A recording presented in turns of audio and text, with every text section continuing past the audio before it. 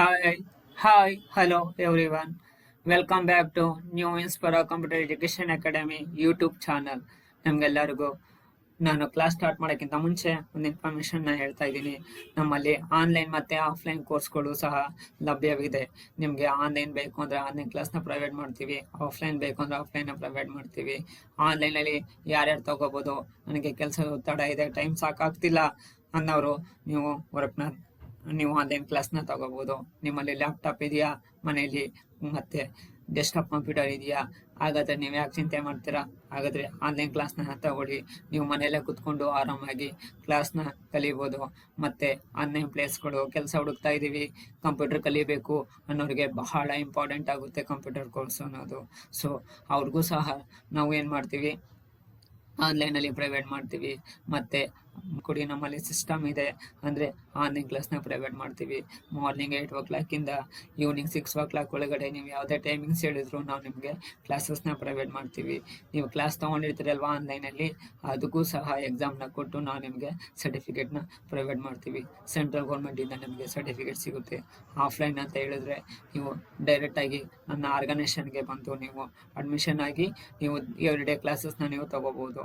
ತೊಗೊಂಡಾದ್ಮೇಲೆ ನಿಮಗೂ ಸಹ ಸೆಂಟ್ರಲ್ ಗೌರ್ಮೆಂಟಿಂದ ಸರ್ಟಿಫಿಕೇಟ್ ಸಿಗುತ್ತೆ ಅಂತ ಹೇಳ್ತಾ, ಇವತ್ತಿನ ಕ್ಲಾಸ್ನ ಸ್ಟಾರ್ಟ್ ಮಾಡೋಕ್ಕಿಂತ ಮುಂಚೆ ದಯಮಾಡಿ ನನ್ನ ಯೂಟ್ಯೂಬ್ ಚಾನಲ್ನ ಸ್ಕಿಪ್ ಮಾಡ್ದಂಗೆ ನೋಡಿದ್ರೆ ಮಾತ್ರ ನಾವು ಕೊಡುವಂಥ ಇನ್ಫಾರ್ಮೇಷನ್ನು, ಕ್ಲಾಸಸ್ ಇನ್ಫಾರ್ಮೇಷನ್ ನಿಮಗೆ ಅರ್ಥ ಆಗುತ್ತೆ.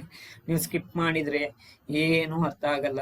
ಯಾಕೆಂತ ಹೇಳಿದ್ರೆ ಎಲ್ಲದನ್ನು ಬಿಡಿಸಿ ಎಕ್ಸ್ಪ್ಲೇನ್ ಮಾಡಿರ್ತೀನಿ, ಅದರಲ್ಲಿ ಸ್ಕಿಪ್ ಮಾಡಲಿಕ್ಕೆ ಆಗಲ್ಲ, ನಾನು ವಿಡಿಯೋ ಕಟ್ ಮಾಡಲಿಕ್ಕೆ ಆಗಲ್ಲ.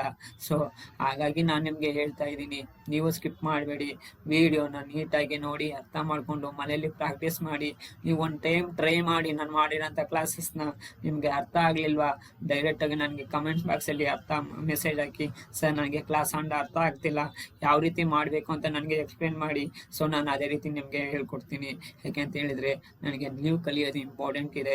ಆದ್ದರಿಂದ ನೀವು ಯಾವ ರೀತಿ ಹೇಳ್ತೀರಾ ಅದೇ ರೀತಿ ನಾನು ನಿಮಗೆ ಕ್ಲಾಸ್ನ ಪ್ರೊವೈಡ್ ಮಾಡಿಕೊಡ್ತೀನಿ ಅಂತ ಹೇಳ್ತಾ ಇವತ್ತಿನ ಕ್ಲಾಸ್ನ ಸ್ಟಾರ್ಟ್ ಮಾಡೋಣ.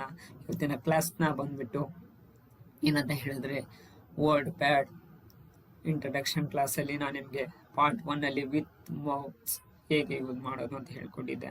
ಸೊ ವಿತೌಟ್ ಮೌಸಲ್ಲಿ ಶಾರ್ಟ್ಕಟ್ ಕೀಸ್ಕೊಂಡು ಯಾವ್ಯಾವು ಏನೇನು ಆಗ್ತವೆ, ಯಾವ ರೀತಿ ಯೂಸ್ ಮಾಡಬೇಕು ಶಾರ್ಟ್ಕಟ್ ಕೀಸ್ನ, ಕಂಟ್ರೋಲ್ ಅಂದರೆ ಏನಾಗುತ್ತೆ, ಅದನ್ನೆಲ್ಲ ನಾವು ಇವತ್ತಿನ ಕ್ಲಾಸಲ್ಲಿ ಡಿಸ್ಕಷನ್ ಮಾಡೋಣ.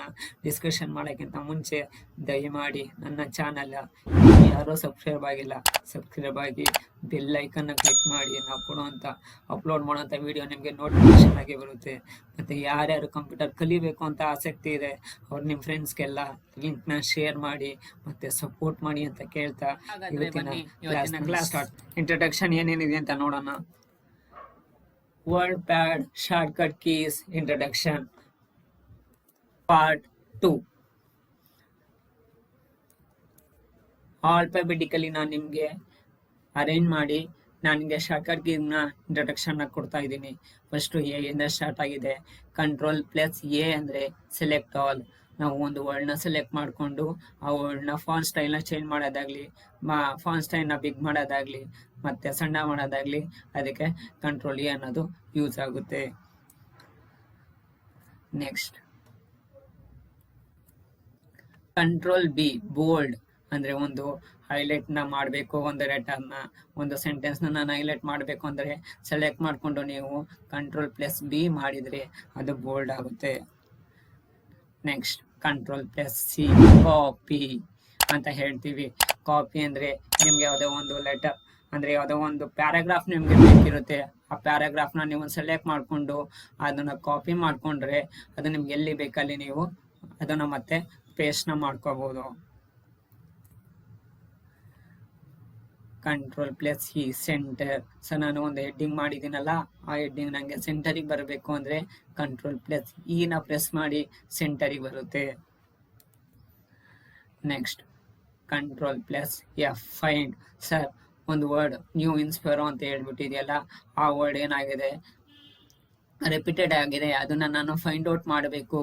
ಒಂದು ವರ್ಡು ಎನಿವನ್ ರಿಪೀಟೆಡ್, ಯಾವುದು ತುಂಬ ವರ್ಡ್ಗಳು ರಿಪೀಟೆಡ್ ಆಗಿರೋಂಥದ್ದು ಎಲ್ಲೆಲ್ಲಿ ರಿಪೀಟೆಡ್ ಆಗಿದೆ ಅನ್ನೋದನ್ನ ನಾನು ಫೈಂಡ್ ಔಟ್ ಮಾಡಬೇಕು ಅಂತ ಹೇಳಿದ್ರೆ ಕಂಟ್ರೋಲ್ F ಅಂತ ಹೊಡೆದ್ಬಿಟ್ಟು ಅಲ್ಲಿ ನಿಮಗೆ ಯಾವ ವರ್ಡ್ ರಿಪೀಟೆಡ್ ಆಗಿದೆ ಆ ವರ್ಡ್ನ ನೀವು ಟೈಪ್ ಮಾಡಿ, ಫೈಂಡ್ ಅಂತ ಟೈಪ್ ಮಾಡಿ ಅಲ್ಲಿ ಕ್ಲಿಕ್ ಮಾಡಿದರೆ ನಿಮಗೆ ಆ ವರ್ಡು ಫೈಂಡ್ ಆಗಿ ತೋರಿಸುತ್ತೆ.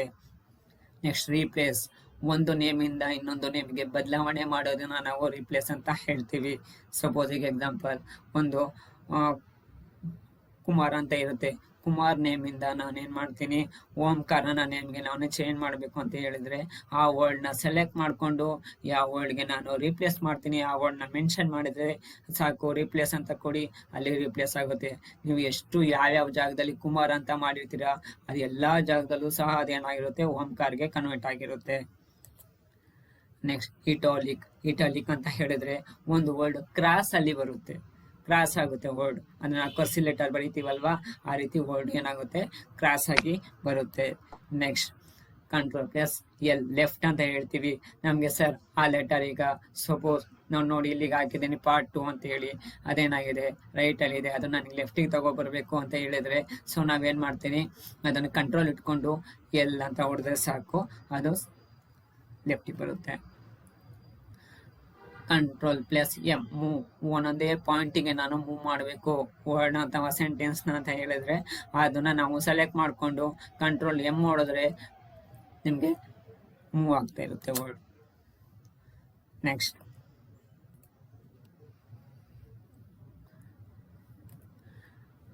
ನನಗೆ ನ್ಯೂ ಶೀಟ್ ಬೇಕು, ಹೊಸ ಶೀಟ್ನ ನಾನು ಓಪನ್ ಮಾಡ್ಕೋಬೇಕು.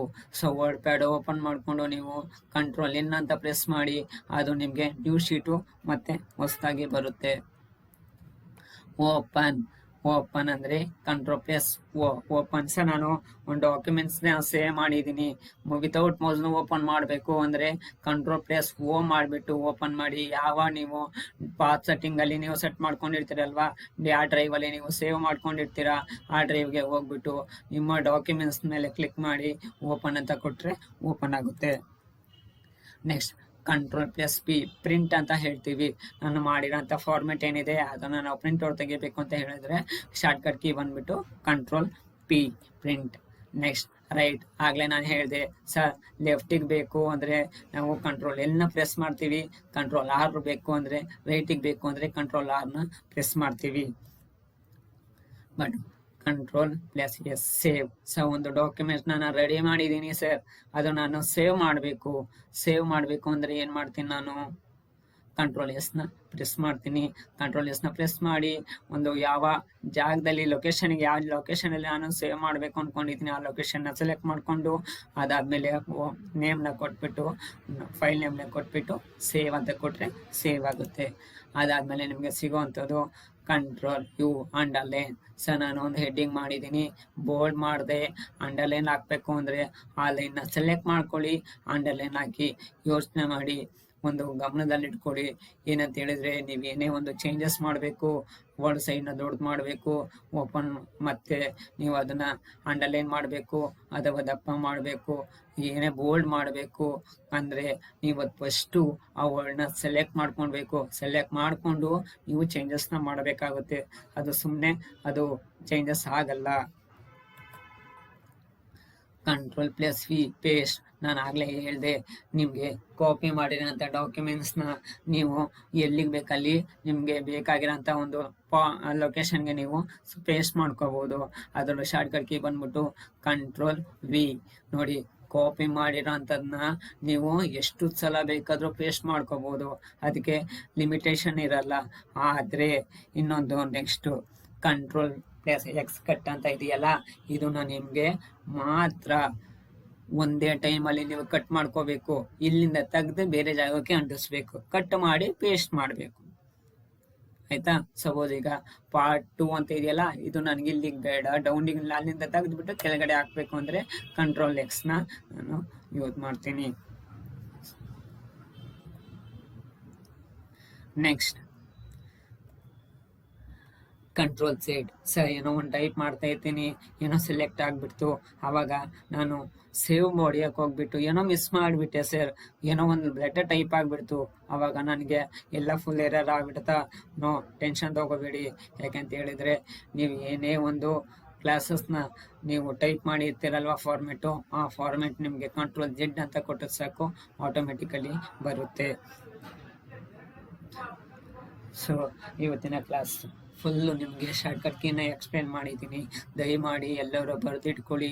ಈ ಕ್ಲಾಸಸ್ ಮೇಲೆ ನಿಮಗೆ ನೀವೇನು ವರ್ಕ್ ಮಾಡ್ತೀರಲ್ವಾ, ಹಾರ್ಡ್ ವರ್ಕ್ ಮಾಡಿ. ಹಾರ್ಡ್ ವರ್ಕ್ ಮಾಡಿದ್ರೆ ಮಾತ್ರ ನಿಮಗೆ ಶಾರ್ಟ್ಕಟ್ ಕೀಗಳು ಅರ್ಥ ಆಗ್ತವೆ. ಸೊ ಇದನ್ನು ನಿಮಗೆ ಎಕ್ಸ್ಪ್ಲೇನ್ ಮಾಡಿದ್ದೀನಿ. ಅದನ್ನು ನಿಮಗೆ ಡೆಮೋನ ನಾನು ಪ್ರಾಕ್ಟಿಕಲಲ್ಲಿ ತೋರಿಸ್ತೀನಿ, ಹೇಗೆ ಅದು ನಿಮಗೆ ಯೂಸ್ ಆಗುತ್ತೆ ಅಂತ ಹೇಳ್ಬಿಟ್ಟು.